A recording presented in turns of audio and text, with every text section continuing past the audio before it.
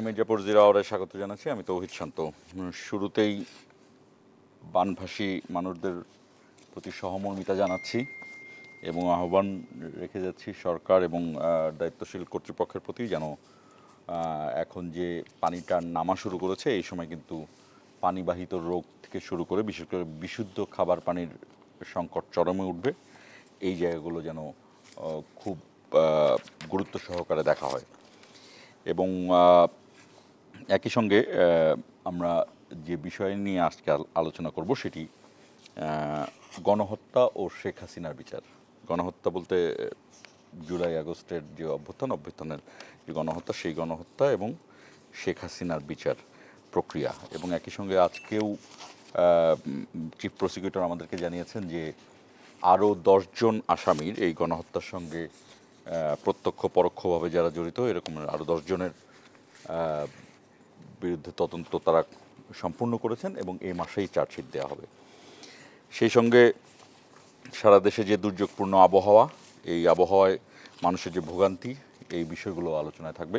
দর্শক, আমাদের সঙ্গে আজকে আছেন নোয়াখালী 5 আসন থেকে, জাতীয় সংসদের নোয়াখালী 5 আসন থেকে বিএনপির থেকে নির্বাচিত সংসদ সদস্য মোহাম্মদ ফখরুল ইসলাম, আপনাকে স্বাগত জানাচ্ছি। এবং জি, ওয়ালাইকুম আসসালাম। এবং এবি পার্টি আমার বাংলাদেশ পার্টি এবি পার্টির চেয়ারম্যান মজিবুর রহমান মঞ্জু, আপনাকেও স্বাগত জানাচ্ছি।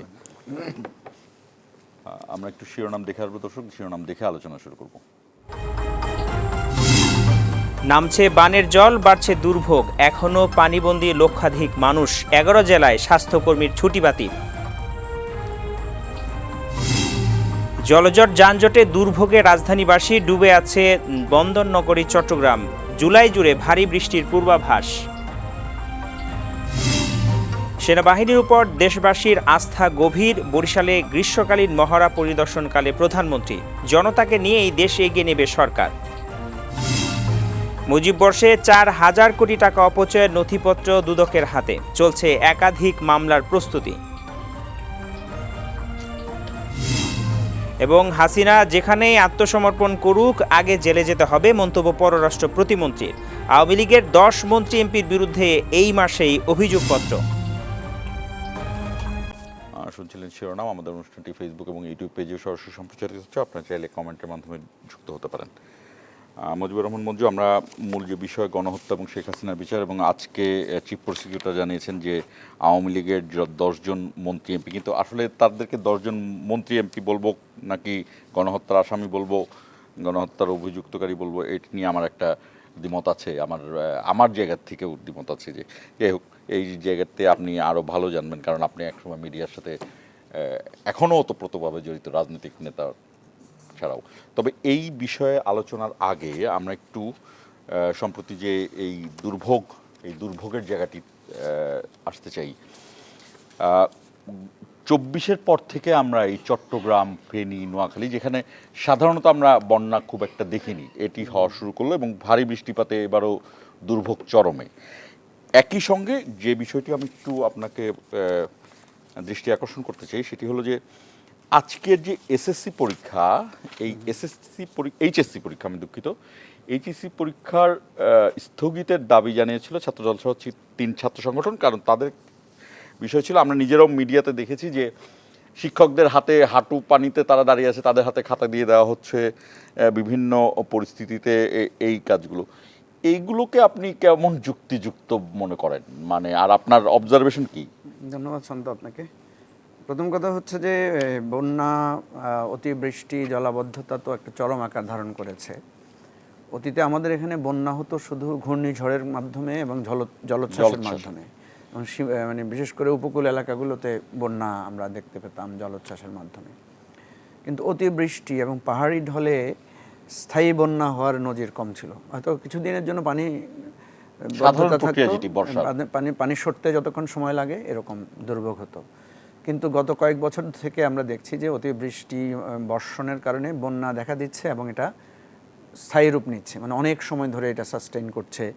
এবং মানুষের দুর্ভোগ মানে কি, মানে মৃত্যু থেকে শুরু করে ফসলের হানি, মাছের ঘের নষ্ট হয়ে যাচ্ছে, মাছ চাষ ক্ষতিগ্রস্ত হচ্ছে, গবাদি পশু ক্ষতিগ্রস্ত হচ্ছে, সংক্রামক ব্যাধি ছড়িয়ে পড়ছে। এটা গত 4-5 বছর ধরে দেখছি। আমাদের ফেনী অঞ্চল থেকে নোয়াখালী অঞ্চলে যে বন্যাটা বা গত 2 বছর ধরে বারবার হয়েছে, এটা পুরোটাই ভারতের একটা মানে কৃত্রিম বন্যার মতোই মনে হয়েছে। তারা বিভিন্ন জায়গায় বাঁধ কেটে দিয়েছে এরকম কারণে। তো সেটার সাথে রিলেট করে আপনি যে প্রশ্নটা করলেন, এটা আজকে আমি দেখলাম যে তরুণ ছাত্রদের মধ্যে খুবই প্রতিক্রিয়া হয়েছে। বিশেষ করে এইচএসসি পরীক্ষার যারা পরীক্ষার্থী তারা তো মানে বিক্ষুব্ধ হয়েছেই, তাদের পরিবার পরিজন ইভেন ভাই বোন থেকে। এখন তো আসলে হচ্ছে কি, আমাদের ওই জেনারেশনটা ওদের কিন্তু ওয়েল কানেক্টেড একজনের সাথে একজনে। আমার ছোট ছেলে, সে ক্লাস 9-এ পড়ে, আমি খাবার টেবিলে বসে দেখলাম যে তার সিরিয়াস লেভেল রিজার্ভেশন। এবং যেহেতু শিক্ষামন্ত্রী আমার কোনো না কোনো কারণে ক্লোজ মানুষ, একদিন উনি আমার বাসায় এসেছিলেন, সে ওই কথা মনে করে বলছে যে ব্যক্তিগত সম্পর্ক থাকতে পারে, কিন্তু শিক্ষামন্ত্রী যখন হ্যাঁ না তার সাথে তার ব্যক্তিগত জায়গা নাই। আমি যেটা বলছি যে বাচ্চারা ওইটাকেও রিভোল্ট করতেছে, যে এই ধরনের একটা লোক মানে যার কোনো কাণ্ড জ্ঞান নাই, যিনি আসলে দেখেন পরীক্ষা পেছানো তো শিক্ষামন্ত্রীর একার দায়িত্ব না, এটা নিশ্চয়ই বোর্ড কমিটি নানা ধরনের ব্যাপার আছে, কিন্তু লিড যেহেতু করছেন শিক্ষামন্ত্রী, এবং শিক্ষামন্ত্রী যেহেতু আমাদের এখন যিনি আছেন উনি একটু ওভার স্মার্ট, ওনাকে আমরা একসময় অনেক প্রশংসা করেছি, কিন্তু উনি ভুলে গেছেন যে এর আগের বারের সময় আর এই টেনিয়রের মধ্যে 25 বছর চলে গেছে। আনফরচুনেটলি উনি আমার দৃষ্টিতে উনি জনবিচ্ছিন্ন হয়ে পড়েছেন। ঠিক আছে, উনি জনবিচ্ছিন্ন হয়ে পড়েছেন, এবং উনি যে মানুষের সাথে আপডেটেড থাকবেন এই জায়গাটায় ওনার যথেষ্ট ঘাটতি আমরা দেখতে পাচ্ছি, এবং এটা নিয়ে প্রচুর ট্রল করছে কিন্তু এই এখনকার জেনারেশনের লোকজন। তো ওনার কিন্তু যথেষ্ট বয়সও হয়েছে, ওনার বয়সটা বোঝা যায় না, কিন্তু উনি কিন্তু মানে বলা যায় যে এক ধরনের ব্যাকডেটেড হয়ে গেছেন, মানে আজকালকার সময়ের সাথে কম্পেয়ার করলে। সুতরাং আমি নিজেও ক্ষোভ প্রকাশ করছি এবং নিন্দা জানাচ্ছি, এবং আমি মনে করি এরকম একটা পরিস্থিতি যেখানে এই পরিস্থিতিটা কি যথেষ্ট ছিল না, যে পরীক্ষা স্থগিত করার মতো বোঝার মতো ক্ষমতা কি যেহেতু আমরা মন্ত্রীকে ঘিরেই আমাদের কার্যক্রম চালু হয়, শিক্ষামন্ত্রীর নাকি এখানে প্রধানমন্ত্রীকেই আসতে হবে, মানে প্রধানমন্ত্রী শিক্ষামন্ত্রীকে রাখেন? মানে এখন ধরেন কালকে যদি প্রধানমন্ত্রী নির্দেশ দেন, তারপরে যদি পরীক্ষা স্থগিত হয়, তাহলে শিক্ষামন্ত্রী রাখলেন কেন? তাহলে এটা নিয়ে তো যথেষ্ট প্রতিক্রিয়া হবেই। আমার কথা হচ্ছে যে এতটুকু কাণ্ডজ্ঞান, এতটুকু জনসম্পৃক্ততা তো থাকতেই হবে, এবং ওনার তো আমি মনে করি খোঁজ খবর নেওয়া দরকার ছিল কোথায় কি অবস্থা। বোঝার কাণ্ডজ্ঞান কি? আমরা গতবার আপনার মনে আছে চট্টগ্রাম অঞ্চলের বোর্ডের পরীক্ষা কিন্তু স্থগিত করা হয়েছিল, মানে চট্টগ্রামে যেহেতু প্রবল বর্ষণ হয়েছে, এবারও হয়েছে কিন্তু কয়েকটি জায়গায়। চট্টগ্রাম শহর তো ডুবেছিল 2 থেকে 3 দিন, ঠিক আছে। তারপরে ঢাকা শহরের কালকে কি অবস্থা হয়েছে। এখন কথা হচ্ছে অনেক জায়গায় প্রশ্ন ভিজে গেছে, অনেক জায়গায় খাতা ভিজে গেছে। শুনেন ভাই, জীবন মরণের প্রশ্ন, একটা ছেলে যদি তার একটা খাতা ভিজে যায়, আপনি বুঝতে পারছেন ছেলেদের ট্রমাটা কোন পর্যায়ে পৌঁছবে, এবং এটার জন্য যদি হলে কতটা ফাইট করে আসতে হচ্ছে। এবং যারা ধরেন নৌপথে আসে, যারা ধরেন গ্রাম অঞ্চল, আপনি যদি শুধু ঢাকা শহরের রাস্তাঘাট ভেবে সারা বাংলাদেশ বোঝেন তাহলে তো হবে না। এমন অনেক পরীক্ষার্থী আছে যাকে 4, 5, 10 কিলোমিটার পর্যন্ত মানে রিক্সায় করে, ভ্যানে করে, আপনি ছবি দেখেন, ছবিগুলো নেওয়া যায় না। বাচ্চা ছেলে মেয়েরা আপনার ভ্যানে করে পানিতে চুপে চুপে তারা স্কুলে মানে কলেজে পরীক্ষা দিতে যাচ্ছে। সো আমি মনে করি একটা ছোট্ট আর একটা প্রশ্ন আছে যে এটা ব্যর্থতাটা কার, শিক্ষামন্ত্রী না সরকারের? আমার এটা কি একটু মানে আপনাকে যদি অ্যাজ এ হোল করেন তাহলে এটা শিক্ষা মন্ত্রণালয়ের ব্যর্থতা, ঠিক আছে। শিক্ষা মন্ত্রণালয়ের অধীনে কিন্তু মানে এভরিথিং, বোর্ডগুলো পড়ে, ডিজি অফিস পড়ে, সব কিছু পড়ে। আর যদি আপনি ব্যক্তি হিসাবে একজনকে লায়াবল করেন, কাকে করবেন? অবশ্যই আপনাকে শিক্ষামন্ত্রীকে করতে হবে। সরকারের ব্যর্থতা না, সরকারের মানে আপনি যদি কমনলি নেন তাহলে সরকারকেও দায়ী করতে হবে। আমরা তো মনে করি যে সরকার এখানে এই অ্যাকাউন্টেবিলিটির জায়গায় সরকারের অবশ্যই এটা জবাবদিহি করা উচিত। এবং এই যে আমি ছাত্রদলকে ধন্যবাদ জানাই, সরকারি দলের ছাত্র সংগঠন হওয়া সত্ত্বেও তারা কিন্তু ছাত্রদের পক্ষে অবস্থান নিয়েছে। আমি দেখেছি সব ছাত্র সংগঠন, ইভেন আমাদের একটা ছাত্র সংগঠন আছে ছাত্রপক্ষ, তারাও কিন্তু কালকে প্রতিবাদী কর্মসূচি দিয়েছে। সো এইটাকে কগনিজেন্সে নেওয়া দরকার। মানে এরকম দুর্যোগ পরিস্থিতিতে আমাদেরকে প্রতিবাদ করে জানাতে হবে যে দুর্যোগে আছে মানুষ, আপনারা বোঝেন যে ভেরি আনফরচুনেট।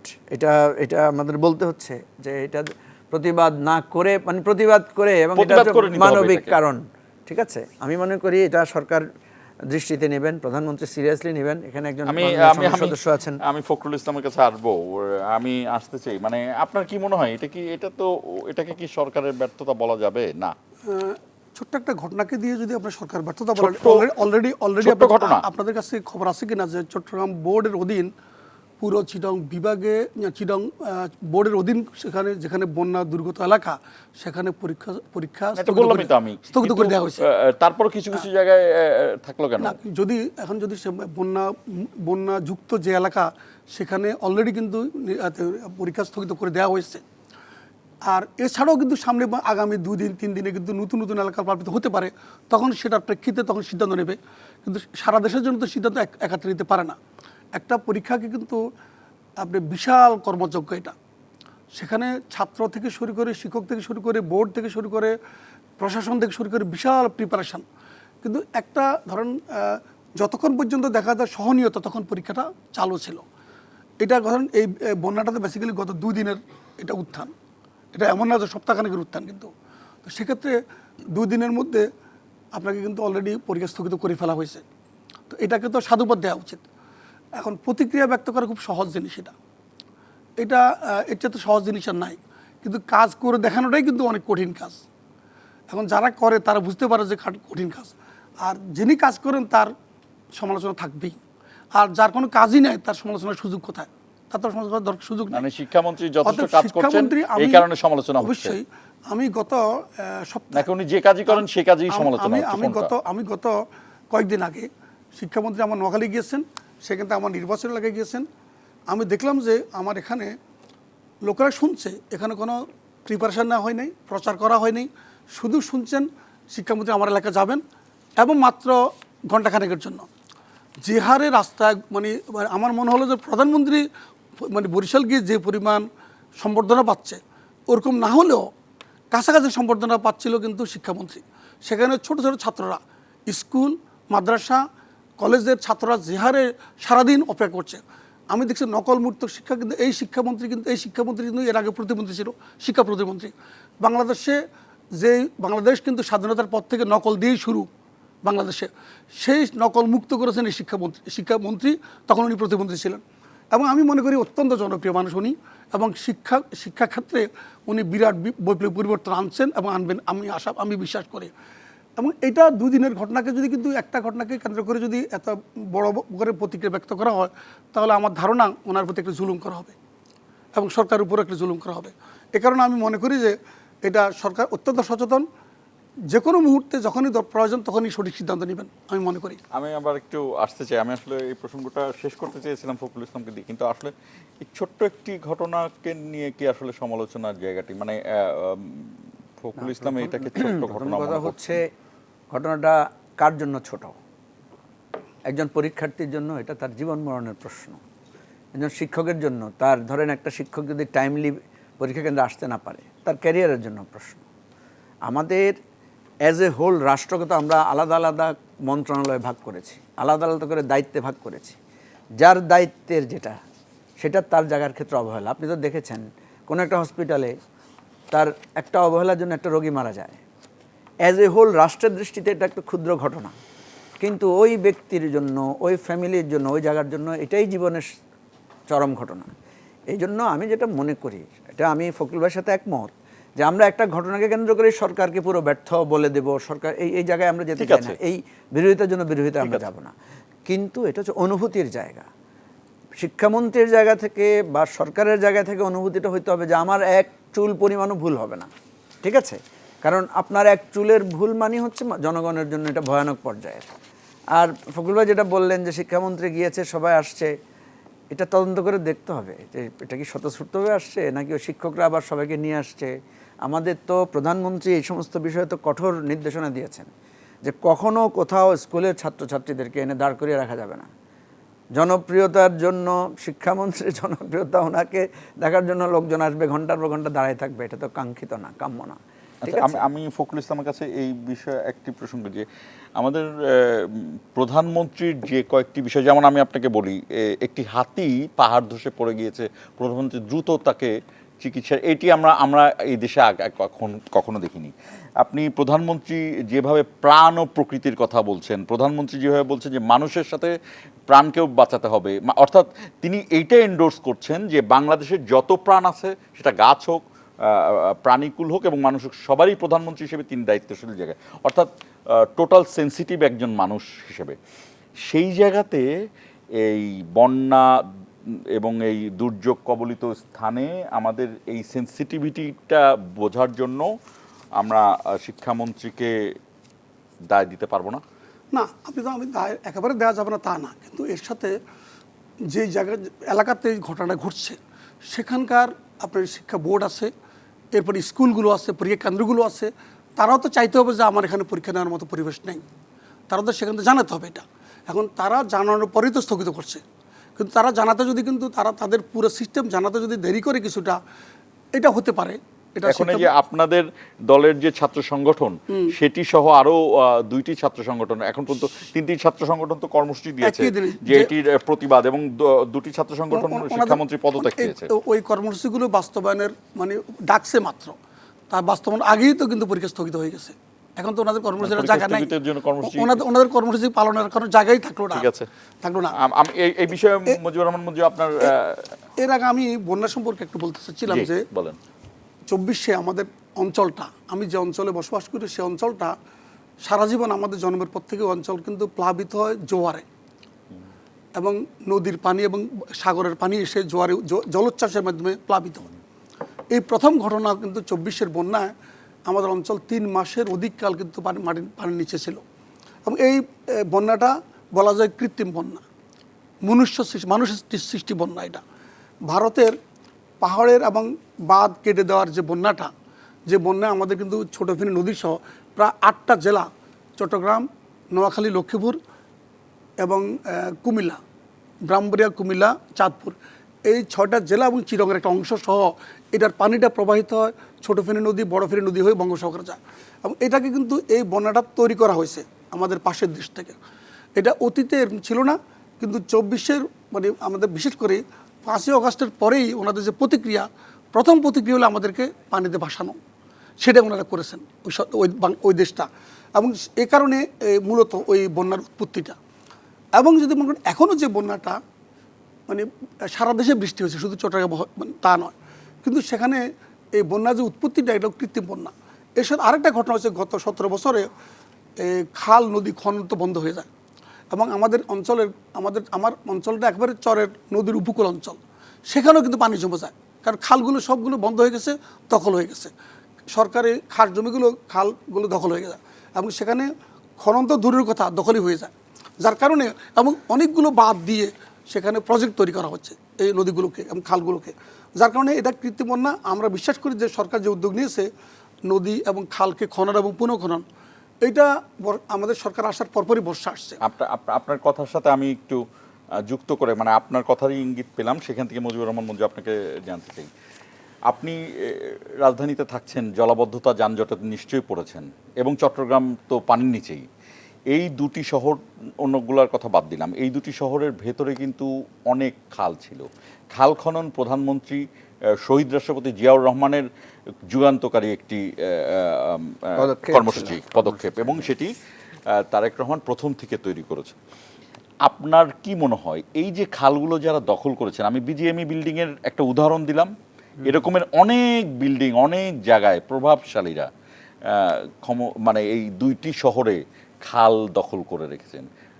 চট্টগ্রামের মেয়রকে নিয়ে তো দারুণভাবে কথা হচ্ছে, আর এখানকার 2জন প্রশাসককে নিয়ে হয়তোবা মানুষ অতটা বলছে না যে এটা 17 বছরের লেগাসি আছে, কিন্তু সেখানে কিন্তু বড় 2 দল বিএনপি আওয়ামী লীগের আছে কিনা আমি জানি না, আমি আপনার কাছ থেকে জানতে চাই। না, এটা আমাদের একটা পার্মানেন্ট সংকট। আমি আপনাকে বলি, আমাদের বিশেষ করে ঢাকায় কিন্তু এই টোটাল একটা রিসার্চের জন্য কিন্তু একটা ইনস্টিটিউটই আছে, যে আমাদের এখানকার জলাবদ্ধতা এবং আমাদের এই ওয়াটার ম্যানেজমেন্টের জন্য। ওয়াটার ম্যানেজমেন্টটা 3টা স্তরে হয়, একটা হচ্ছে নালা নর্দমা দিয়ে একটা হয়, তারপরে হয় খাল, তারপরে হচ্ছে কিছু আপনার আউটপুট আছে, মানে এটাকে কি বলা যায়, যেখানে গিয়ে পানি জমা হবে এবং সেখান থেকে হয়ে বুড়িগঙ্গায় যাবে।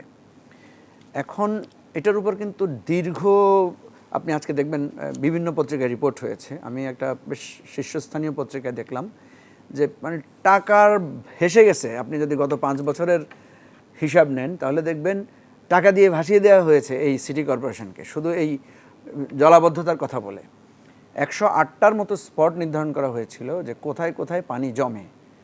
এখন ধরেন এই জায়গাটা এমন যে আপনি যদি স্থানীয়ভাবে সংকট সমাধান দেন তাহলে হয়তো স্থানীয় হচ্ছে, কিন্তু এটা যখন একটা জায়গায় গিয়ে স্যাচুরেটেড হয়ে যাচ্ছে, যখন পানি অন্য জায়গায় যেতে পারছে না, তখনই কিন্তু জলাবদ্ধতাটা হচ্ছে। আমাদের তো যে প্লাস্টিক আবর্জনা, এগুলো তো নাগরিক অসচেতনতার একটা বোঝা তো আছেই। আপনি আর যেগুলো বললেন যে খাল দখল, তারপরে খাল ময়লা আবর্জনায় পরিপূর্ণ হয়ে যাওয়া, বেদখল হওয়া ইত্যাদি নানা বিষয় আছে।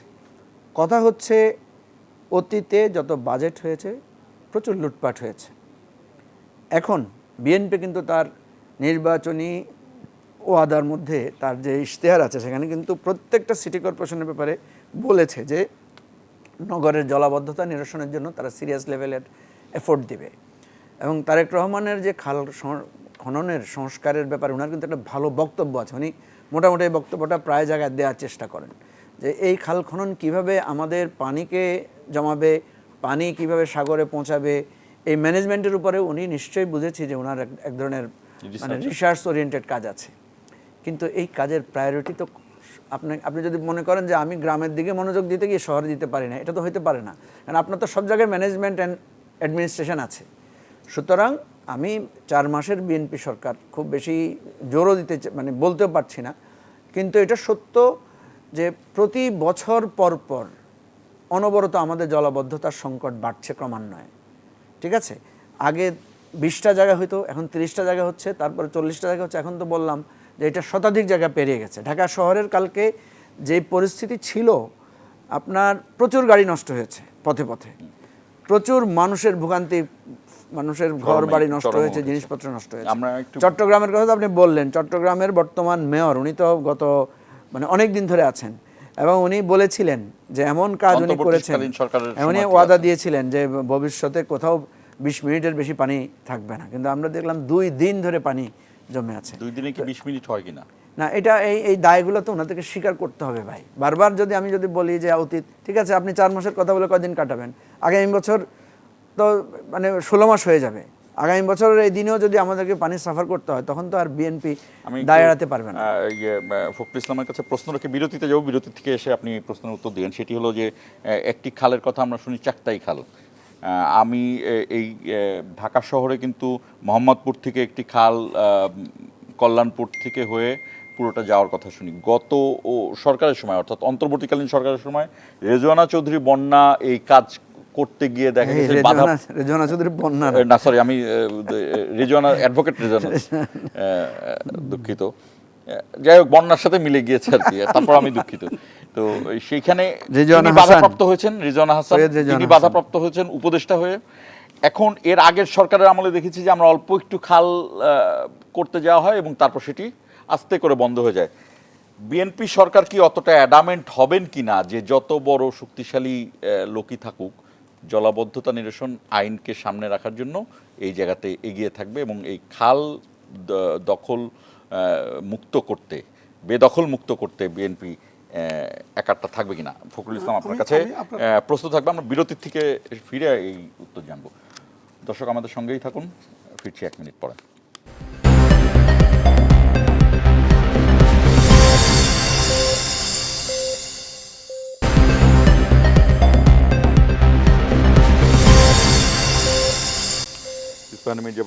আবারও স্বাগত। আমি যে প্রশ্নটি রেখেছিলাম ফখরুল ইসলাম, আপনার কি এই দখল মুক্ত করার সময় প্রভাবশালীদের প্রভাবে থেমে যাবেন? আগের সরকারের আমলে আমরা অনেক উদাহরণ দেখেছি, নাকি আপনার খুব অ্যাডামেন্ট? প্রধানমন্ত্রীর মতো এক পায়ে চলবেন কিনা, প্রধানমন্ত্রীর সাথে পায়ে পা মিলিয়ে? এই প্রশ্নের জবাবের আগে চট্টগ্রামের জলাবদ্ধতা সম্পর্কে আমি 1 মিনিট কথা বলতে চাই। সেটা হচ্ছে যে চট্টগ্রামে কিন্তু যেটা দেখছেন এটা এখন আর জলাবদ্ধতার পর্যায়ে নাই। জলাবদ্ধতা, বৃষ্টির পানিতে জলাবদ্ধতা এক জিনিস আর বন্যার পানি আরেক জিনিস। এখন কিন্তু চট্টগ্রামে কিন্তু ঢাকা যেমন বৃষ্টি হলো অতিবৃষ্টি কয়েক ঘন্টা থেকে আবার নেমে গেল, চিরঙ্গটা কিন্তু এখন পুরো চট্টগ্রাম অঞ্চলটা বন্যায় প্লাবিত হয়ে গেছে, তার আশেপাশে পানি নামার মতো জায়গাও নেই, সমুদ্রের পানিও ঢুকে যাওয়ার সমুদ্রের পানিও ঢুকে যাওয়ার মতো অবস্থা তৈরি হয়েছে। 1 আর 2 হচ্ছে যে আপনারা কিন্তু উন্নত দেশ যেগুলোকে আমরা বলি সেগুলোতেও কিন্তু আপনাকে কিন্তু অতিবৃষ্টিতে বন্যা এবং জলাবদ্ধতা হয় হয়তো কয়েক ঘন্টার জন্য। ঢাকা শহরে কিন্তু আমি ঢাকা শহরে থাকি 46 বছর, এটা বহু আগ থেকে এখানে এই মানে ধানমন্ডিতে 27 নম্বরে পানি, একটু বেশি বৃষ্টি হলে 27 নম্বরে পানি জমে যায়। এটা অন্তত আমি দেখতেছি প্রায় অন্তত 45 বছর। কিন্তু আমি মনে করি যে এটার সমাধান অবশ্যই দরকার। এবং এর মধ্যে যে আমি যে কথা বলছিলাম খাল এবং নদী দখলের যে বিষয়টা, এবং সরকার আমার জানা মতো সরকার অত্যন্ত সিরিয়াস এগুলো দখলমুক্ত করার প্রশ্নে। এখানে প্রভাবশালী, যত বড় প্রভাবশালী হোক না কেন, কাউকে ছাড় দেওয়ার সুযোগ নেই। এবং সেখানে আমি মনে করি যে সরকার, বিশেষ করে আমাদের মাননীয় প্রধানমন্ত্রী যে পরিমাণ সিরিয়াস এসব প্রশ্নে, খাল এবং নদীকে দখলমুক্ত করা এবং এগুলো খনন করা, পুনঃখনন করার প্রশ্নে, এবং তিনি ওনার প্রতিদিনেরই প্রায় উদ্যোগের মধ্যে এটা আছে, খাল খননটা। সেক্ষেত্রে আমি মনে করি না যে ঢাকা শহর মতো একটা জায়গায় সেখানে নদী এবং খাল এটা বদ্ধ হয়ে যাবে প্রভাবশালীদের কারণে, আমি মনে করি না। এবং এটা যেহেতু মাত্র গত কয়েকদিনের ঘটনা, আপনি দেখেন, আমি বিশ্বাস করি যে এই বর্ষাকালের মধ্যেই এটা নদী এবং খাল খনন এগুলো যদি যত প্রভাবশালী এগুলো মুক্ত করা, এবং ঢাকা শহরের চতুর্পাশে বিশেষ করে এখানে বুড়িগঙ্গা নদী সহ এবং ওইদিকে শীতলক্ষা বুড়িগঙ্গা সহ এগুলোকে যদি যত দখল আছে সমস্ত মুক্ত করে এগুলোকে সঠিকভাবে খনন করা যায়, তাহলে ঢাকা শহর পানি মুক্ত হবে আমি বিশ্বাস করি ইনশাআল্লাহ। আমি এই প্রসঙ্গে শেষ প্রশ্ন, মজিবুর রহমান মঞ্জু, আপনারা দুজনই এটি উঠিয়েছিলেন, আমি জানি না এই প্রশ্নের অ্যান্সার আছে কিনা। এই যে 24-এর পরে আমরা দেখলাম যে বাঁধ কেটে দেয়া, যেখানে ভারতের যেখানে এই পানিগুলো জমে সেখানে কিন্তু তাদের জনবসতি নেই, কিন্তু বাংলাদেশে কিন্তু জনবসতি আছে, এটা ভারত খুব ভালো করেই জানে। এইটার কি কূটনৈতিক কোনো সমাধান আছে, বা ভারতের যে বন্ধুত্বের হাত বাড়িয়ে দেওয়ার কথা, আমাদেরকে এগিয়ে যাওয়ার কথা বলে, সেই জায়গাটার কোনো সমাধান আছে? না, খুব সংক্ষেপে জানতে চাই। একটা তো হচ্ছে যে ভারত যেটা করছে এটা অন্যায্য এবং অন্যায়, এটা আন্তর্জাতিক আইনের, আন্তর্জাতিক যে অধিকার সেই সমস্ত সব কিছুর এটা লঙ্ঘন। তো এটা দুটো হতে পারে, একটা হচ্ছে যে ভারতের সাথে বাইলেটারাল আলোচনার মধ্য দিয়ে এটা তোলা এবং এটা সলিউশনের কূটনৈতিক উদ্যোগ নেওয়া। ভারত যদি দেখা যায় ইন্টেনশনালি তো করছে, তো এটা তো প্রমাণিত হয়েছে গতবারও। তো ইন্টেনশনালি করলে আমাদেরও কিন্তু একটা গবেষণা ভিত্তিক প্রজেক্ট হাতে নেওয়া দরকার। যেমন আমাদের যে তিস্তা বা আমাদের যে পদ্মা ব্যারেজের যে নেওয়া হয়েছে, এটা কিন্তু ভারত কিন্তু খুব উদ্বিগ্ন হয়েছে এই প্রসেসগুলোতে। আমাদেরও এই ধরনের, আমরা যেহেতু মানে ভাটির জায়গায় আছি, আমাদেরকে মানে আমাদের আর্থিক সামর্থ্য অনুসারে আমাদেরও কিছু পাল্টা পদক্ষেপ, প্রতিবেশী হিসেবে ভারতের দায়িত্ব নেই যে তার প্রতিবেশী জনগণকে রক্ষা করার। এটা দেখেন, এইটা তো দায়িত্ব আছে, শুধুই আন্তর্জাতিক আইন, নৈতিকতার জায়গা নেই? নৈতিকতার জায়গা তো অবশ্যই আছে। আমি তো সেটাই বলছি যে ভারত যদি এটাকে একটা ম্যালাফাইড ইন্টেনশন থেকে এটা করে থাকে, এখন ভাই কথা হচ্ছে যে আমি যদি দায়িত্ব না মানি, আমি যদি আপনার মৃত্যুতে আপনাকে কষ্ট দিয়ে আনন্দ পাই, এই ধরনের স্যাডিস্ট মানে মেন্টালিটি যদি আমার প্রতিবেশীর থাকে, সেটা তো ভিন্ন আলাপ। আমরা তো সে ব্যাপারে অনেক দিন থেকে দেখছি, এবং আজকে আমি সবসময় বলি, বিভিন্ন জায়গায় বলার চেষ্টা করি, দেখেন ভারত আমাদের মুক্তিযুদ্ধে আমাদেরকে সাহায্য করেছে। এবং আমার মনে আছে ছোটোবেলা থেকে আমাদের ঘরে ভারতীয় বাংলা গান বাজত, ভূপেন হাজারিকার গান, হেমন্তের গান আমাদের এদেশে কত জনপ্রিয় ছিল। এখন কিন্তু আস্তে আস্তে এগুলোর জনপ্রিয়তা কমে গেছে। আপনি দেখবেন ভারতীয় সাহিত্যিকদের বই আমাদের এখানে বিক্রি হতো, কপিল দেবের পোস্টার, আজহারউদ্দিনের পোস্টার, সুনীল গাভাস্কারের পোস্টার ছেলেপেলেরা ঘরে ঘরে লাগিয়ে রাখতো। এখন আপনি কিন্তু পাবেন না। অমিতাভ বচ্চনের পোস্টার আমরা আমাদের বড় ভাইদের, বড় বোনদের বহু জায়গায়, হেমা মালিনীর পোস্টার এগুলো দেখেছি, ভিউ কার্ড দেখেছি। আপনি এখন দেখেন এগুলো, দেখতে পান? এখনকার জেনারেশন যারা মানে অনলাইন বেসিস না, তারা তো অমিতাভ বচ্চনেরকে চিনবে না। ইভেন আমাদের নেক্সট জেনারেশন সচিন টেন্ডুলকারের নামও ভুলে যাবে। কেন ভুলে যাবে? কারণ এই যে একটা ক্ষোভ তৈরি হয়েছে, এই যে একটা কষ্ট তৈরি হয়েছে সবার মধ্যে ভারতের এই আচরণের কারণে, আপনি এখনকার সময়ে দেখেন এটা কিন্তু আস্তে আস্তে কমে যাচ্ছে। এটা কিন্তু ভারত, এই যে কাজগুলো ভারত করেছে, কেন করেছে? শুধু একটা নিছক মানে আমাদেরকে কষ্ট রাখার জন্য। এবং সেই সঙ্গে পুশিনের মতো ঘটনাও আমরা দেখতে পাচ্ছি। পুশিনের মতো ঘটনা কথা ফখরুল ইসলাম, আপনার কোনো বক্তব্য আছে কিনা এই বিষয়টায়? তবে দুজনের কাছে প্রশ্ন রাখছি, আচ্ছা এই পুশিনের ঘটনা যখন ঘটছেই, ভারতে কিন্তু এই 24-এর গণহত্যার একজন আসামি আছে, তাকে পুশিন করা সম্ভব কিনা ভারতে? আমি তো এটা বহু আগে প্রস্তাব দিয়েছি। শুধু একজন তো না, ভারতে অবৈধ অভিবাসী আওয়ামী লীগের লোকেরা হাজার হাজার লোক সেখানে আছে, এদেরকে তো কাউকে তো পুশিন করছে না। দ্বিতীয় হচ্ছে, দেখেন এরা যে সীমান্ত ক্রস করেছে, আমাদের বহু লোককে সীমান্তে গুলি করা হয়েছে এই কথা বলে যে এরা অবৈধভাবে সীমান্ত ক্রস করছে। আওয়ামী লীগের এতগুলো লোক যে সীমান্ত ক্রস করে পালিয়ে গেল, এদের কাউকে কি কখনো গ্রেফতার হতে বা সীমান্তে বিএসএফ আটকাতে, গুলি করতে বা কোনো বাধা দিতে কখনো দেখেছেন? দেখি নাই। এখন এই যে শেখ হাসিনার মানে ডিসেম্বরের আগমন নিয়ে আমি দেখলাম ভারতীয় বেশ কিছু সাংবাদিক এমনভাবে কথা বলছেন, হ্যাঁ, মনে হচ্ছে বাংলাদেশের গণতন্ত্র নিয়ে, বাংলাদেশের ন্যায় বিচার নিয়ে তারা অস্থির। হ্যাঁ, বাংলাদেশে এত গুম খুন হয়েছে, এত লোককে লাপাত্তা হয়ে গেছে, কখনো ভারতের এই সমস্ত সাংবাদিকদেরকে আমরা একটু উদ্বিগ্ন হতে দেখি নাই। আমি বলছি না যে আমাদের ইস্যু নিয়ে তারা উদ্বেগ হবে না। উদ্বেগ তো আপনি যদি আমাকে ভালোবাসেন, বাংলাদেশের প্রতি আপনার এত টান থাকে, আপনি প্রত্যেক ঘটনায় উদ্বেগ হবেন। আপনি এক ব্যক্তির জন্য উদ্বিগ্ন হবেন না, আরেক ব্যক্তির জন্য হবেন, তা আপনার এই পার্সিয়ালিটি মনোভাবকে তো আমার কাছে 2 পয়সার মূল্য নাই। আপনি যদি বন্ধু দেশ হিসাবে আমার দেশের গুম খুন নিয়ে উদ্বিগ্ন থাকতেন, শেখ হাসিনাকে আমরা কি বিচার করছি সেই বিচার নিয়ে আপনি কথা তোলেন, কোনো অসুবিধা নেই। আবারও আসবো আপনার কাছে, ফখরুল ইসলাম আপনার কাছে আসতে চাই। সেটি হলো যে সরকারের জায়গা থেকে আপনি একটা ব্যাখ্যা দেবেন। সেটি হলো যে এই সাবেক প্রধানমন্ত্রী যে ক্ষমতাচ্যুত হওয়ার পরে এই আন্দোলনে তিনি কিন্তু রেড পাসপোর্ট, যেটি কূটনৈতিক পাসপোর্ট নিয়ে ভারত যান, কিন্তু পরে এটি বাতিল করা হয়, অর্থাৎ তিনি বৈধ পাসপোর্ট নেই। সেই ক্ষেত্রে যে প্রশ্নটি এসেছে, হ্যাঁ, তাকে আসতে হলে ট্রাভেল পাস দিতে হবে। সরকার কি ট্রাভেল পাসের কোনো ইয়ে পেয়েছে কিনা, যে তার পক্ষ থেকে আপনাদের কাছে ট্রাভেল পাসের কোনো আবেদন এসেছে কিনা, 1।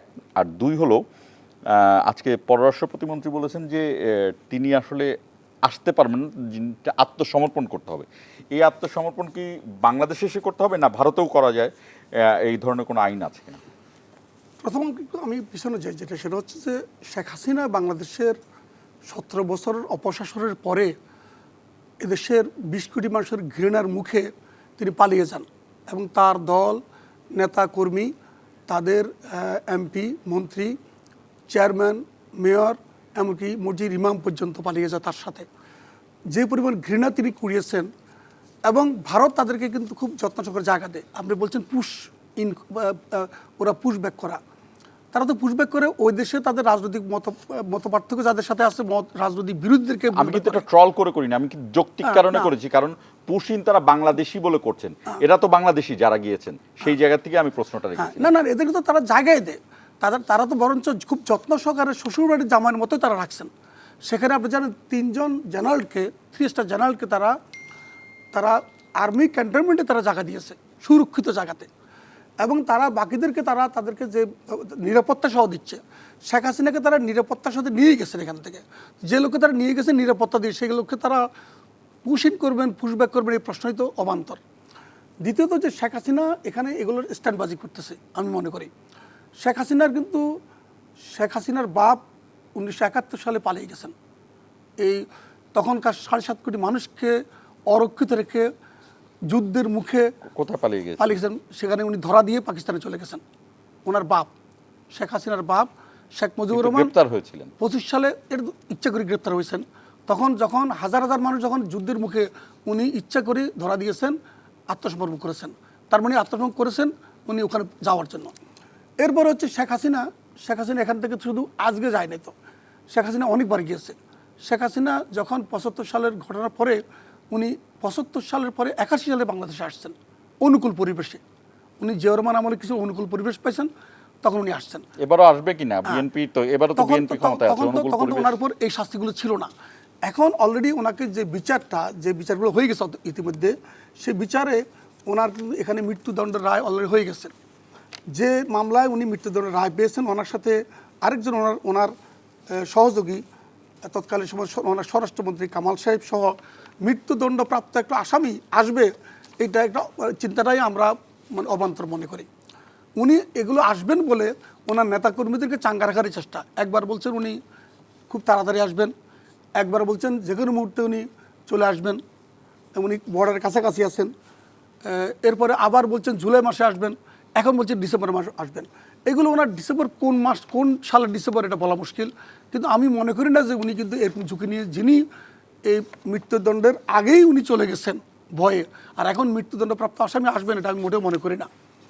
এবং ওনার দলের নেতাকর্মীরা যারা পালিয়ে গেছে তারা আসবে না, বরঞ্চ তিনি তার পরিবারের সমস্ত লোকদেরকে এই 5ই আগস্টের 3 দিন আগে তাদেরকে উনি ইঙ্গিত করেই, ইশারা করেই ওদেরকে সরাই দিয়েছেন, পার করে দিয়েছেন।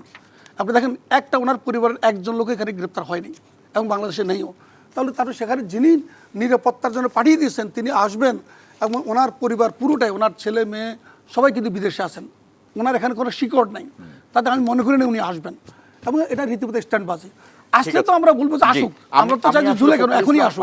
ঠিক আছে, আপনার কথা এগুলো পলিটিক্যাল কথা আমি জানতে চাই। আমি আপনার সরকারের অবস্থান থেকে পরিষ্কারভাবে জানতে চেয়েছিলাম। আপনি এখানে শেখ হাসিনার যথেষ্ট জায়গা থেকে বললেন, তিনি পলিটিক্যাল রেটরিকের থেকে আমি মূল কথাটা জানতে, মজিবুর রহমান মঞ্জু আপনার কাছে আসতে চাই। আপনার কি মনে হচ্ছে যে যথেষ্ট কূটনৈতিক কর্মপদ্ধতি চলছে বাংলাদেশ সরকারের পক্ষ থেকে ভারতকে বন্দি প্রত্যাবর্তন বা আসামি প্রত্যাবর্তন চুক্তিতে শেখ হাসিনাকে ফিরিয়ে আনার? না, বাংলাদেশের পক্ষ থেকে তো আমি যতটুকু জানি কয়েকবার করে চিঠি দেওয়া হয়েছে যে শেখ হাসিনাকে বাংলাদেশের কাছে সে একজন আসামি, আর এটাকে কি আন্তর্জাতিক মহলেও নেওয়া যায় কিনা, এই সুযোগ আছে কিনা? তিনি একজন দণ্ডপ্রাপ্ত আসামি, তার ফাঁসির আদেশ হয়েছে, তাকে ফেরত দেওয়ার জন্য। এখানে প্রথম কথা হচ্ছে চাইলে তো ভারতের নীতিটা কি সেটা বুঝতে হবে। ভারত তো তাকে আসামি হিসেবে রাখে নাই। ভারতের কাছে যদি কোনো বন্দী থাকতো, কোনো এই ধরনের আসামি আকারে থাকতো, বা ভারত যদি কাউকে গ্রেফতার করতো, শেখ হাসিনাকে তো ভারত বলছে তারা হাসিনাকে গ্রেফতার করে নাই। বরং আমরা দেখছি শেখ হাসিনা যখন ভারতে গিয়েছেন তখন সেখানকার সিকিউরিটি অ্যাডভাইজার তিনি তাকে রিসিভ করেছেন। এটা অফিসিয়াল ডিক্লারেশন কিন্তু। তো শেখ হাসিনাকে তারা সেখানে রাষ্ট্রীয় মর্যাদায় রেখেছেন। সো এখানে একটা মানে আপনি যাকে বলছেন আসামি, আপনি যাকে বলছেন খুনি, আপনি যাকে বলছেন যার ফাঁসির আসামি, ফাঁসির দণ্ডপ্রাপ্ত আসামি, সে কিন্তু তাকে অতিথি আকারে মূল্যায়ন করছে। সো এটা তো ধরুন আপনি যে চিঠি দিচ্ছেন সে তো চিঠিকে সেভাবে গ্রাহ্য করছে না, করবে না। সো আমি যেটা মনে করি শেখ হাসিনার কয়েক ধরনের বিচার দরকার। মানে আমি শেখ হাসিনার বলতে আওয়ামী লীগের এবং নেতৃবৃন্দের, একটা হচ্ছে রাজনৈতিক বিচার। যে রাজনৈতিক বিচারটা 5ই আগস্ট হয়ে গেছে। রাজনৈতিক বিচার কি? আপনি দেখবেন রাজা যুদ্ধ হয়, কি হয়? পরাজয় হয়। মানে পাকিস্তানের সাথে আমাদের যুদ্ধ হয়েছে না, যুদ্ধ হয়েছে, আমরা রাজনৈতিকভাবে বিজয় হয়েছি কখন? পাকিস্তান যখন কি করেছে? আত্মসমর্পণ করেছে। আমরা শেখ হাসিনার কাছে চেয়েছিলাম তিনি পদত্যাগ করেন, আমরা আত্মসমর্পণও চাই নাই, আমরা চেয়েছিলাম উনি পদত্যাগ করে একটা নির্বাচন দিন, তাই তো? কিন্তু উনি এটাকে মানে এই আন্দোলনটাকে উনি গণ অভ্যুত্থানের দিকে ঠেলে দিয়েছেন। ফলে গণ অভ্যুত্থান কিন্তু নিয়ার টু যুদ্ধ, ঠিক আছে? কারণ এই গণ অভ্যুত্থানের ফলে কি হচ্ছে? উনি পালিয়ে গেছেন, উনি ক্ষমতা, পার্লামেন্ট, সব ছেড়ে পালিয়ে গেছেন। মানে যুদ্ধক্ষেত্র থেকে যেরকম শত্রু পালিয়ে যায়, আমাদের হয় না, ওই যে ধরেন বক্সিংয়ে নকআউট হয় না, উনি নকআউট হয়ে গেছেন। তাহলে ওনার একটা রাজনৈতিক পরিণতি হয়েছে। এখন উনি যদি পরাজয়টা না মানেন, উনি যদি এই যুদ্ধে ওনার মানে এটা না মানেন, তখন উনি একটা পাল্টা কাউন্টার অ্যাটাক করার চেষ্টা করছেন। এখন আমাদের বাকি আছে ওনাকে আইনগত বিচারের ব্যবস্থা করা। আইনগত বিচার ব্যবস্থার পদ্ধতি দুইটা, একটা হচ্ছে উনি যদি স্বেচ্ছা আত্মসমর্পণ করেন, আরেকটা হচ্ছে আমার শক্তি থাকলে আমি ওনাকে ধরে আনবো, ঠিক আছে? তো আমরা বাংলাদেশের তো সেই নাই যে শেখ হাসিনাকে আমরা ভারত থেকে গিয়ে ধরে আনবো, বা এই মোডে আমাদের সরকার নাই, বা আমাদের সেই সামর্থ্যের একটা ব্যাপার আছে কিনা সেটা একটা দেখার বিষয়। আমরা শেখ হাসিনা এখন যেটা বলেছেন উনি আত্মসমর্পণ করতে চান ডিসেম্বরে, আমি এটাকে খুব ভালো মানে শুভবুদ্ধির উদয় মনে করি, যদি এটা কারেক্ট হয়। অনেকে যদিও ফখরুল ভাই বলেছেন এটা সংবর্ধনার কথা বলছেন, আমার কথা হলো যে যেটা বলে খুশি হয়, ভাই খুশি থাকুক। আমি কিন্তু কৌশলে, ছলে বলে কৌশলে শেখ হাসিনা, ওবায়দুল কাদের, এই যে মিস্টার কামাল, এই সবাইকে ছলে বলে কৌশলে বাংলাদেশে ফিরিয়ে আনার পক্ষে। কারণ আমি আপনাকে বলি, শেখ হাসিনার যখন দোর্দণ্ড প্রতাপ, ক্ষমতা, পুলিশ, টাকা পয়সা, পিয়নের 400 কোটি টাকা, মানে হিউজ, মানে দরবেশ টরবেশ আরো সালাম, তার যে সেই অবস্থায় তো আমরা শেখ হাসিনাকে হারাইছি রে ভাই। তো শেখ হাসিনা আসুক, তার খুনিরা আসুক, আমরা তাদেরকে রাজনৈতিকভাবে হারিয়েছি, আমরা তাদেরকে কালচারালি, পলিটিক্যালি সব দিকে আমরা হারাতে চাই। শেষ করতে হচ্ছে, কারণ আমরা বিরতিতে যাব। তবে বিরতিতে যাওয়ার আগে প্রশ্নটা রেখে যাচ্ছি যে গণভোটের মাধ্যমে সংবিধান সংস্কার পরিষদ করার কথা ছিল, কিন্তু সেটাকে বাদ দিয়ে সংবিধান সংশোধন বিশেষ কমিটি গঠন করেছে সরকার। ফখরুল ইসলাম এবং মজিবুর রহমান মঞ্জু দুজনের কাছে প্রশ্ন থাকবে, এই দুটোর পার্থক্যটা কি? সংবিধান সংশোধন বিশেষ কমিটিটা কি আর সংবিধান সংস্কার পরিষদটা কি? এবং এটার প্রতিবাদে কিন্তু বিরোধী দল আজকে ওয়াকআউট করেছে। দর্শক আমাদের সঙ্গেই থাকুন, 1 মিনিট পরে ফিরছি।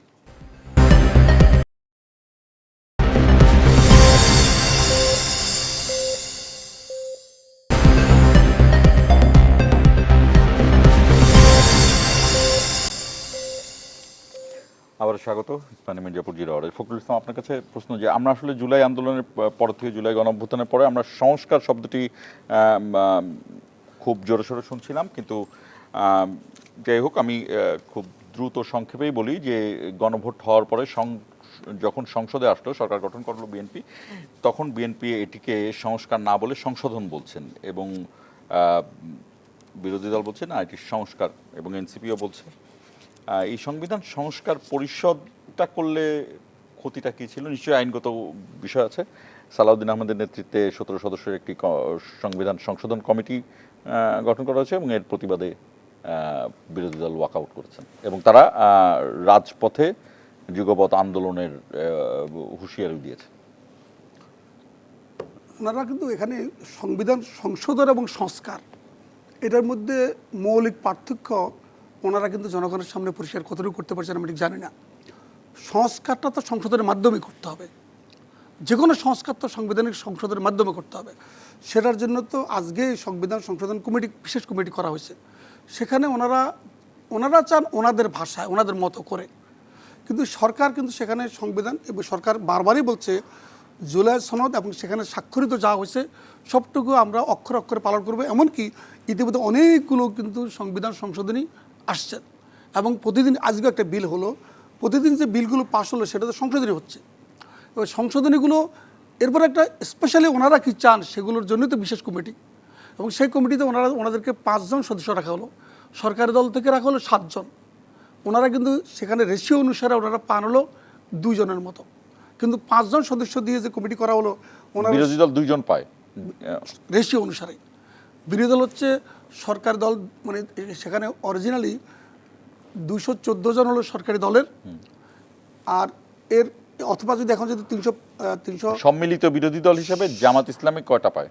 জামাত ইসলামী 2টার চেয়ে একটু বেশি পায়, 3-এর কম পায়। আচ্ছা, এবং সেটা কিন্তু সেখানে ওনাদের 5টা দেওয়া হলো, এবং 5 সদস্য এবং সরকারি দলের 7 সদস্য, এভাবে কিন্তু একটা বিশেষ কমিটি করা হয়।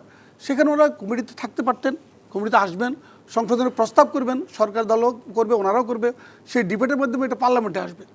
পার্লামেন্টে 350 জন মিলে যেটা পাশ করবে এটাই তো আইন। কিন্তু এটা তো মানে আমি যতটুকু বুঝি, আমি অতটা পার্লামেন্টারিয়ান না আপনাদের মতো, কিন্তু আমি এটি কি জনগণ অলরেডি সংশোধন বা সংস্কার করে ফেলেছে না গণভোটের মাধ্যমে? মানে আপনারা তো জনগণের সামনে এক ধরনের গণভোট দেওয়া হয়েছিল, যে আপনারা কি মানেন? তো গণভোটের শক্তিটা আমি যতটুকু জানি যে জনগণ তো ম্যান্ডেট দিয়ে দিয়েছে, এখন ওটা কি কার্যকর আছে কিনা এই জায়গা থেকে? গণভোটে যা দিয়েছে সেটা তো সংসদের মাধ্যমে করতে হবে নাকি? আচ্ছা, এটা তো রাস্তায় করা যাবে না, সেটা তো গণভোটের ম্যান্ডেটটা তো সংসদেই করতে হবে এটা। তো সংসদে তো সেটা বিল আনতে, সেটার জন্য এই কমিটি, সেটার জন্য তো বিশেষ কমিটি। সেখানে বিশেষ কমিটিতে আপনার কথা আপনি বলেন, এবং জনগণ আপনাকে যেমন এই যে ইয়েটা জনগণ যে ম্যান্ডেট দিয়েছে গণভোটে, সেই ম্যান্ডেট তো আপনাদের ভোট আমাদের ভোট মিলিত ওই ভোটগুলো। মুজিবুর রহমান মঞ্জু, আমরা শেষ প্রান্তে, আপনার হাতে 5 মিনিট আছে। প্রথম এই তর্কগুলো আমরা আগে অনেকবার করেছি, আমি মনে করছি এটা স্রেফ একটা জেদাজেদি, এবং সালাউদ্দিন সাহেব বারবার এই কথাগুলো যেটা বলছেন, এই কথাগুলোর কিন্তু একটা সেটেলমেন্ট হয়ে গেছে। সেটেলমেন্ট কিসের মাধ্যমে হয়েছে? গণভোটের মাধ্যমে। গণভোটটা কে অ্যাগ্রি করেছে? আমরা সবাই মিলে অ্যাগ্রি করেছি, ঠিক আছে? এখন অ্যাগ্রি করার পরে আপনি যদি বলেন গণভোট সংবিধানে নাই, তাহলে একরকম। আপনি যদি বলেন অ্যাগ্রি করার পরে যদি বলেন গণভোটের প্রশ্ন আমি 3.5টা পালন করব, সবটা করব না, আজকে সালাউদ্দিন সাহেব যেটা বলেছেন যে এখানে 4টা আদেশের মধ্যে আমরা 3.5টা করব আর অর্ধেকটা করব না, এই ধরনের কথা তো আপনি বলতে পারেন না। প্রথম কথা হচ্ছে আপনি গণভোট মানেন কিনা, হ্যাঁ অথবা না। যদি গণভোট মানেন তাহলে গণভোটে কি বলা আছে দেখেন, গণভোটের প্রধান প্রশ্নটাই ছিল আপনি কি জুলাই জাতীয় সনদ ব্র্যাকেটে উইদিন ব্র্যাকেট সংবিধান সংস্কার বাস্তবায়ন আদেশ 2025 এবং জুলাই জাতীয় সনদে লিপিবদ্ধ সংবিধান সংস্কার সম্পর্কিত নিম্নলিখিত প্রস্তাবসমূহের প্রতি আপনার সম্মতি জ্ঞাপন করিতেছেন, হ্যাঁ অথবা না। এই প্রশ্নে 70% মানুষ হ্যাঁ ভোট দিয়েছে। তার মানে তারা রাষ্ট্রপতির জুলাই আদেশ যেটা, সেটাকেও তারা সম্মতি দিয়েছে, এবং যেই সংস্কারগুলো বিএনপি নোট অফ ডিসেন্ট দিয়ে তাদের আপত্তি জানিয়েছিল, এই 4টা প্রশ্নের মধ্যে টোটাল জুলাই সনদটা এসেছে, সেটাকে দেয়া হয়েছে। এখন প্রায় 70% মানুষ এটার পক্ষে ভোট দিয়েছে। তাহলে বিএনপি যদি জুলাই সনদ মানে তাহলে এটা বাস্তবায়ন করে, আর যদি জুলাই সনদ আদেশ বা গণভোটের আদেশ না মানে তাহলে সে করবে না। এখন বিএনপি যেটা বলছে, জনগণ আমাদেরকে ম্যান্ডেট দিয়েছে, আমরা আমাদের মতো করে করব। হ্যাঁ, জনগণ ম্যান্ডেট পেয়েছেন, 2/3 মেজরিটি পেয়েছেন, আপনি একেবারে খোল নলচে সব বদলায় ফেলতে পারেন। আপনি বাংলাদেশের সংবিধানকেও বদলাইতে পারেন এই 2/3 মেজরিটি দিয়ে। কিন্তু জনগণ তো গণভোটেও ভোট দিয়েছে। কিন্তু আপনাকে মনে রাখতে হবে, এখন আপনি কিন্তু, আমরা বিরোধী দল তো, আমাদের কাছে কিন্তু একটা পয়েন্ট দিয়ে দিচ্ছেন ইচ্ছাকৃতভাবে, এটা আমাদের কোনো দোষ নাই। এখন দেখেন, আমরা কিন্তু পিপলের কাছে যাব যে দেখেন বিএনপি গণভোটের রায় মানে নাই, ঠিক আছে? এবং আপনি যখন যেটা বলতেছেন যে আমি জুলাই সনদ অক্ষর অক্ষর পালন করব, আপনি দেখেন এই যে বিএনপির একবার একরকম কথা, একবার বলছে জুলাই সনদ অক্ষর অক্ষরে পালন করব, আবার বলছে জুলাই সনদ বাস্তবায়ন আদেশ এটা অবৈধ, আবার বলছে গণভোটের প্রশ্ন মানুষ বুঝে নাই, আবার বলছে গণভোটে হায়ের পক্ষে রায় দিন। আপনি বিভ্রান্ত হয়ে যাবেন, কোনটা ধরবেন? আবার সালাউদ্দিন সাহেব পার্লামেন্টের দ্বারাই বলতেছেন নির্বাচন পাবো না আশঙ্কায় আমরা এটা কোনো মতে মেনে নিয়েছি।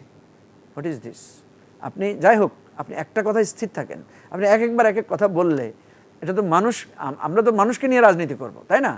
আমরা যেটা মনে করি, বিএনপি যদি এই জুলাই সনদ মেনে নেয়, এই সব কিছুকে অ্যাকসেপ্ট করে, আপনি দেখেন জটিলতাগুলো এখন কিভাবে তৈরি হচ্ছে।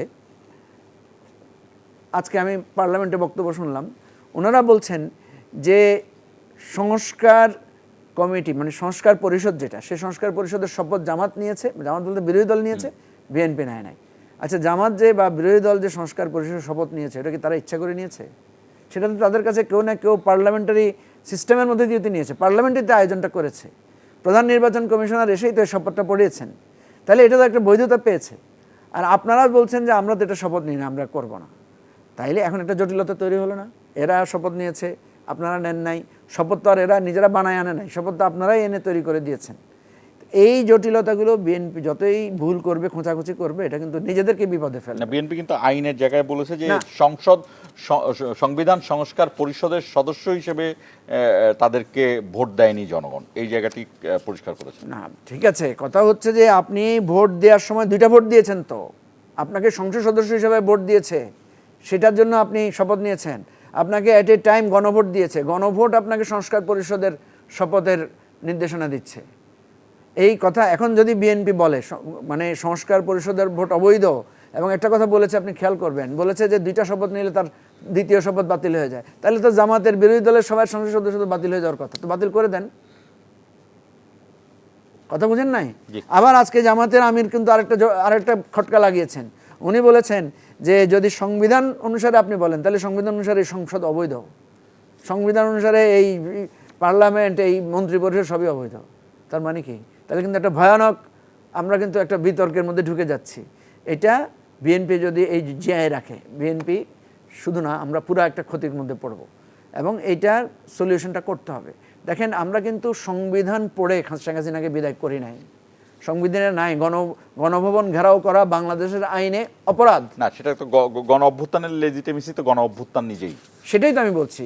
আমাদের এই টোটাল পার্লামেন্ট থেকে, এই যে উনি এমপি সাহেব বসে আছেন, উনি তো 30-35টা আরও বেশি মনে হয় মামলার আসামি, উনি তো দেশে থাকতে পারেন না, জেলখানায় ছিলেন দিনের পর দিন। একদম শেষ প্রান্ত আমি একটু তাইলে আমাদের কথা এটা মনে রাখতে হবে যে একটা গণ অভ্যুত্থান আমাদের সবাইকে এই জায়গা থেকে ফেরত এনেছে, এই জায়গা থেকে আমাদেরকে এনেছে। সুতরাং এখানে আপনি সাংবিধানিক বিতর্কের মধ্যে না গিয়ে, পার্লামেন্ট যেহেতু সর্বময় ক্ষমতার অধিকারী, পার্লামেন্টে আপনি সব করে পরে সবকিছুকে বৈধতা দেন। ফখরুল ইসলাম, আমরা একদম শেষ প্রান্তে, আমি আপনাকে 1 মিনিট বা 1.5 মিনিট দিতে পারছি যে আসলে কোনটা বেশি বড়, গণভোট নাকি সাধারণ নির্বাচন? ছোট্ট একটা জায়গা দেখেন যে ওনারা কিন্তু মূলত বিরোধী দল মনে করে যে জুলাইয়ের মানে ওনার অধিকারীটা ওনারা, জুলাইয়ের মূল দায়িত্ব মানে এটা ওনাদের, ক্রেডিটটা ওনাদের, কিন্তু ওনারা একবারও কিন্তু মনে করেন না। বললো না তো, এখন কি বলেছে এটা?